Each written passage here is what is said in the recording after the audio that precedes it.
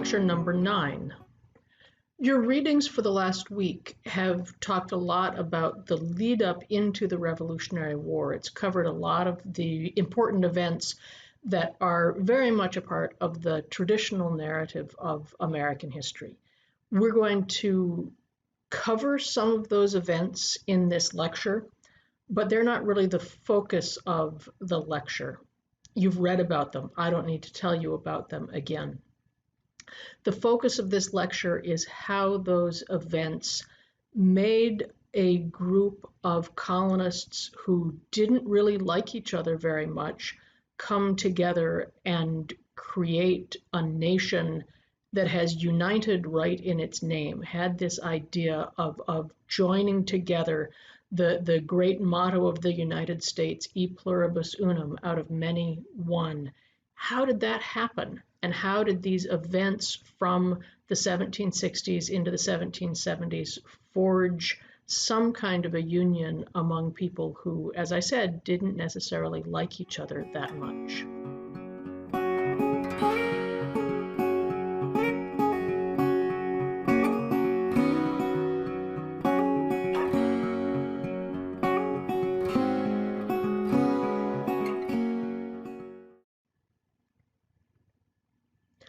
Let's start with some context, as always. Remember that the colonists thought of themselves as British, and the things that happened in Britain were far more important to them in shaping their world than events that were happening in the colonies.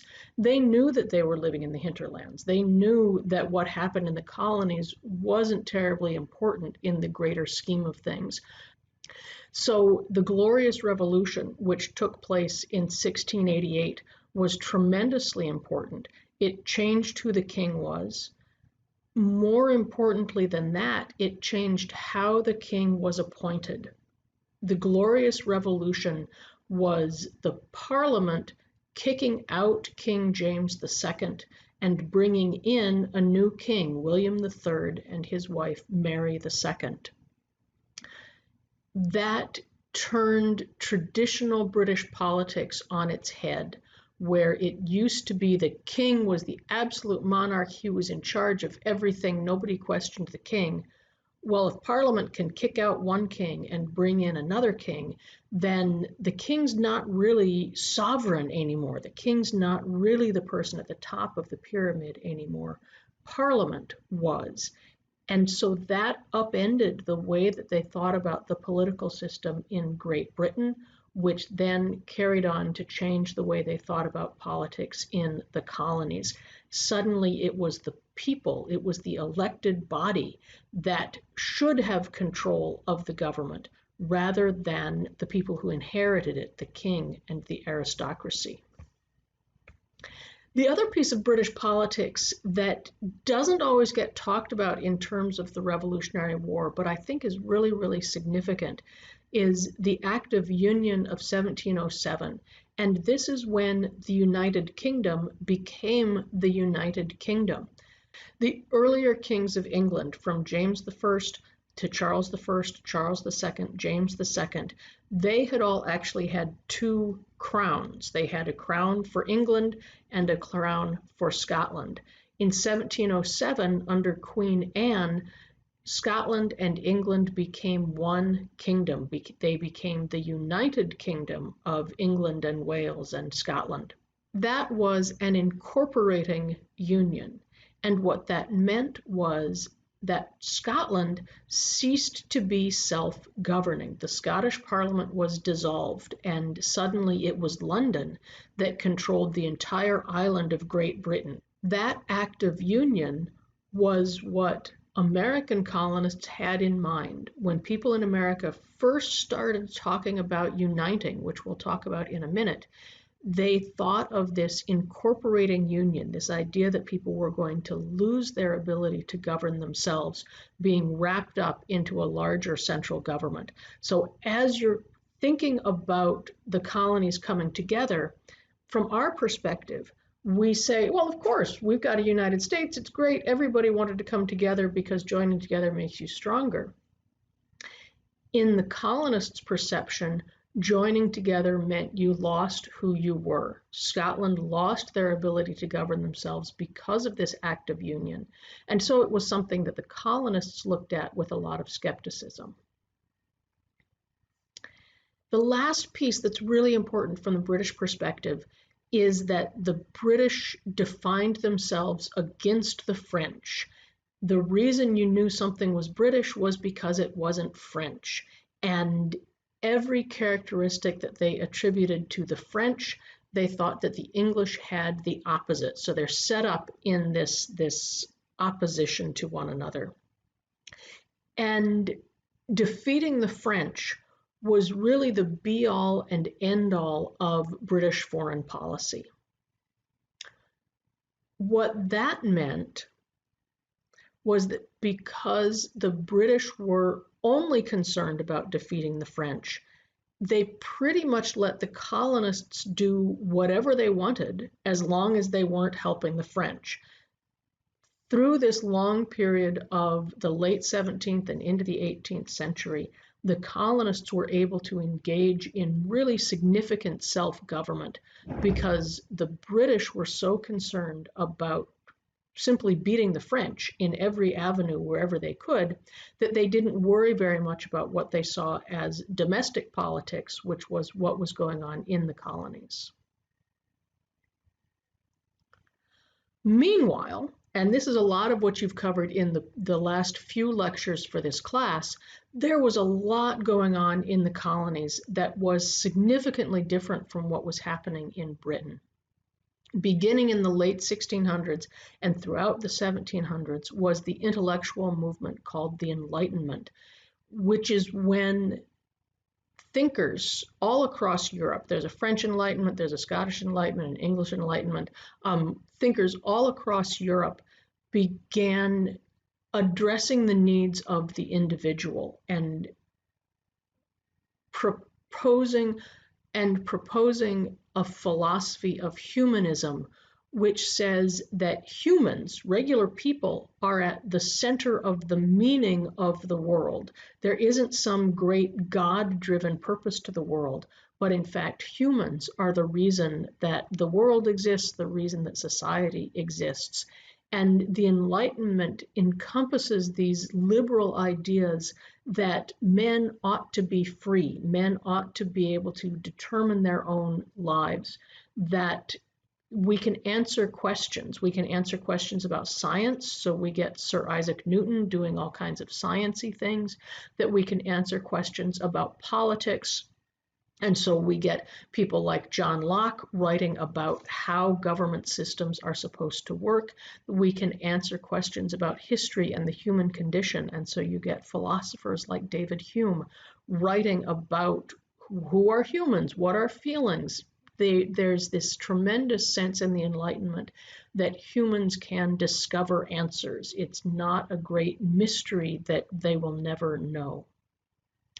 Running parallel with the Enlightenment is also the Great Awakening. And you learned about the Great Awakening in the movie that you watched about God in America, this waking up of individual interests in religion. It was a single person's decision what church he or she was going to go to, not the government's business. So this idea of enlightenment and individual free will runs right in parallel with the Great Awakening. And I'm sure you can see how those ideas give rise to an idea of self-determination as this spread around the colonies, where the British government is really ignoring the colonies. They're not interested in the colonies as long as they're paying some taxes, as long as they're opposed to the French. The British are not very interested in them. And the colonists themselves are starting to think, well, I'm a human, I have free will, I have the ability to do these things, to choose my church, to choose this, to choose that.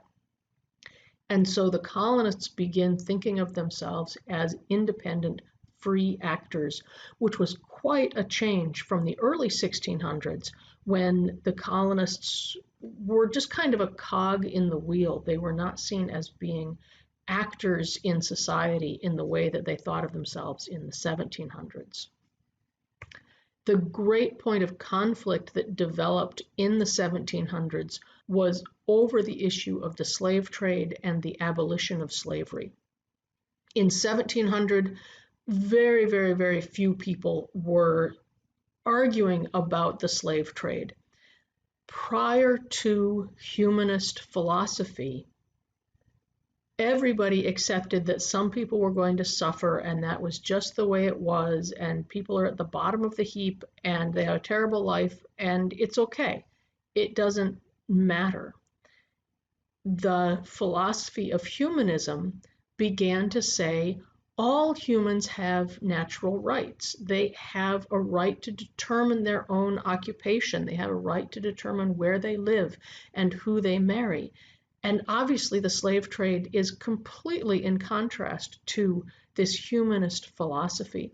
So, with the rise of the Enlightenment, with the rise of the Great Awakening, also came this questioning about the slave trade and about slavery itself. And that became a tremendous point of contest, both in Britain and in the colonies, because there are a lot of people in the colonies and in Britain that are getting very, very, very rich over the exploitation of other humans. And then there are other people who are saying, we don't care how rich you're getting, that is immaterial. Those are humans who are being vastly mistreated. This completely is opposed to our philosophy, and it has to end. So that becomes this major point of contention in all areas of the British Empire and, in fact, across Europe itself.